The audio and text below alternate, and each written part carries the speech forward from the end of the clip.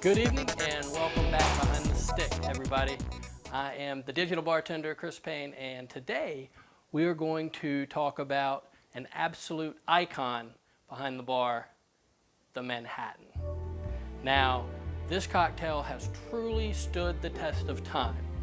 The original dates back to sometime between 1870 and 1880, with its first mention in an official cocktail book dating back to 1916. So oral tradition carried it up until that point. We know it was sometime between 1870 and 1880. There are a few rumors that say Winston Churchill's mother had a hand in it and that it was first prepared for one of the Democratic presidential candidates who actually won the popular vote but lost the Electoral College. That sounds familiar. But anyway, all that lore, myth, and legend aside, the Manhattan has truly stood the test of time and was created at the Manhattan Club, which is where it got its namesake in New York City. The original cocktail consisted of 1 part rye to 1 part sweet vermouth, 2 dashes of orange bitters.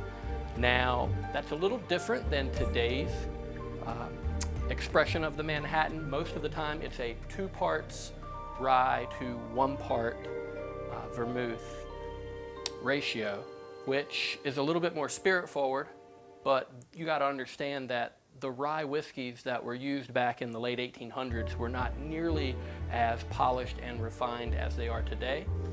Therefore, the equal parts of vermouth to whiskey really help to soften and round out that cocktail. Personally, I prefer to use bourbon with the more spirit-forward current version of the Manhattan, and I like to use a bourbon that's got a high char, which is going to have a little bit of spice notes like you'd get from a rye, but still the sweetness from the corn that's going to balance against less vermouth being in the cocktail. Now, the orange bitters, that one for me reminds me a little bit more of an old-fashioned or even a boulevardier, which is a garnish style bourbon cocktail. I grew up, not really grew up, but in the bar, I've always used Angostura bitters, and so that's what I prefer to use. It just tastes classically like a Manhattan to me. Personal preference, use whatever kind of bitters you like, but without further ado, let's make a perfect expression of today's Manhattan. So to start, house whiskey, Casa de Payne, we always use evanwilliams black label. Like I said, high char. It's going to really add a little bit of spice to the nice sweet bourbon. So we're going to go with the 2-to-1 ratio, so 2 ounces or 60 mils of the evanwilliams. Right down in our mixing glass.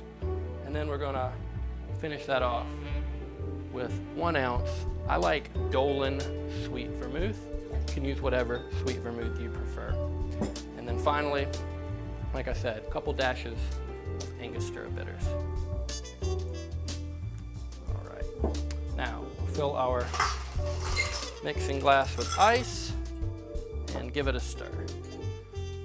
Just looking to chill the cocktail down, not too much dilution. We still want to get all the nice notes on our palate from the bourbon and the sweet vermouth. There's a lot going on there, especially once you tie in the bitters.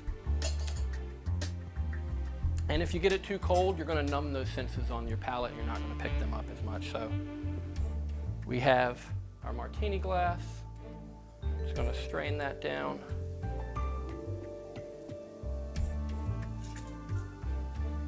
Right inside.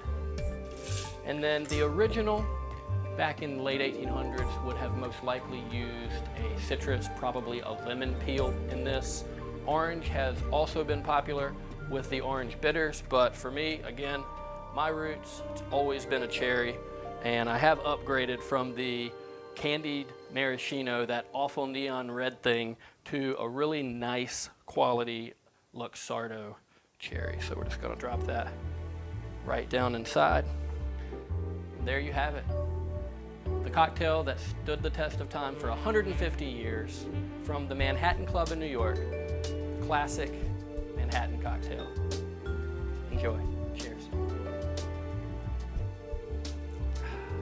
See you next time.